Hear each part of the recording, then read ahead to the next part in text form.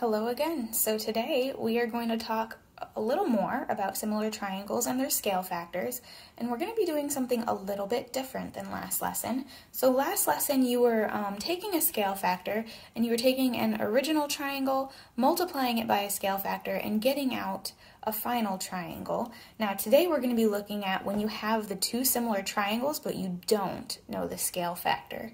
So let's think about this for a second. Before we can really do this, we need to know a little bit of vocabulary. So taking a look right here and here, this is what I'm starting with. This triangle here is what I'm starting with. Now, when you have a starting figure, I guess, you call it a pre-image. Pre-image.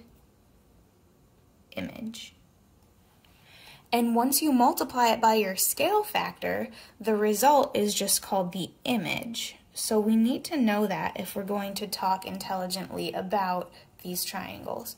So pre-image is what you start with, image is what you get out after you multiply by the scale factor.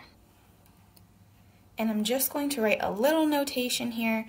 Pre-image, that's your old or original image, and then the one that's called image, that's your new.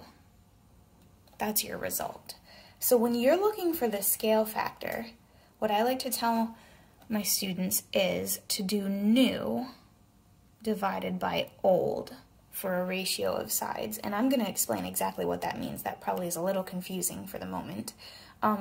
You know that these triangles have corresponding sides. So like 3.5 and 21, those are kind of in the same position on these two triangles. The 2.25 and 13.5, those are in the same positions. And then the 4 and the 24 are in the same positions. So those are what I would call corresponding sides. What you want to do in order to find the scale factor is you want to take a measurement from the new triangle, from the image, and divide it by the corresponding measurement from the old triangle, the pre-image. So I could do this 3 ways for this triangle, these two triangles here. So I could do 24 divided by 4. I could also do 13.5 divided by the 2.25. Or I could do the 21 divided by 3.5. These should all result in the scale factor, and actually they're all equal to each other. Go ahead and plug these into your calculator and just reconfirm and show yourself these are equal to each other. All right, if you did it correctly, you should get that the scale factor, I'm just going to abbreviate it SF, the scale factor is 6. Let's try a different example. All right, here's our next example. So you can see in the pre-image, I have a triangle that has sides of 12, 10, and 14 units. And in the new image here, I have 9.6, 8, and 11.2, and I'm looking to find the scale factor.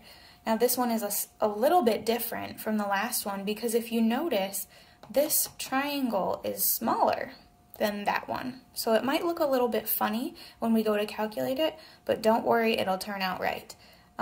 If you would like to try it, go ahead and pause the video. Okay, so you should still be calculating new or image over old or pre-image. And you can do this with any of the corresponding sides. So you could do this with 8 over 10. You could also do this with 9.6 over 12. Or you could calculate 11.2 over 14. Any way that you do it, you should get the same scale factor, and that number should be 0.8.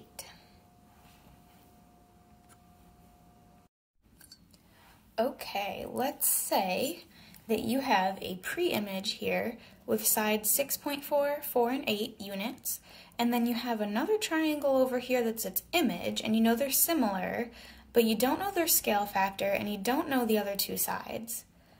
Can you find them? That's the question.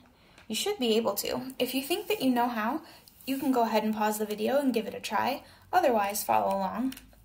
So first thing that I would want to do is find that scale factor by doing new over old, or image over pre-image. And I can do that because I have 2 of the corresponding sides. So the new is 16. The old is 6.4. When I divide them, I get 2.5 for my scale factor. So what that really means is that for here and here, I'm taking 8 times 2.5 to get this measurement, and I'm taking 4 times 2.5 to get that measurement. So let's do that. 8 times 2.5 and 4 times 2.5. So for 8 times 2.5, I'm going to get 20. And then for 4 times 2.5, I'm going to get 10. So my missing sides here are 20 and 10.